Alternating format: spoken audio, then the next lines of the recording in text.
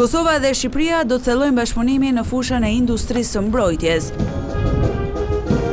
Pas takimit me homologun e tij shqiptar, ministri i mbrojtjes i Kosovës, Eyüp Maqedonci, tha se vendi i tij është në koordinim edhe me partnerët e tjerë për çështjen e bashkëprodhimit të armëve.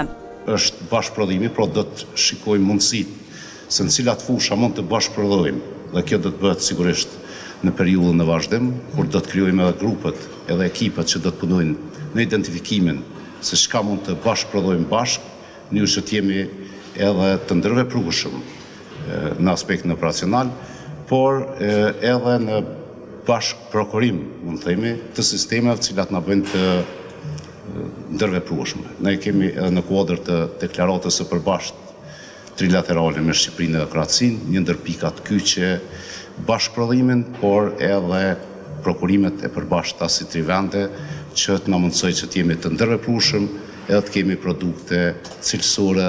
Ndërsa ka shprehur shqetësimin për situatën e sigurisë në rajon, ministri i mbrojtjes i Shqipërisë, Ermal Nufi, tha se forcimi i bashkëpunimit me Kosovën është thelbësor.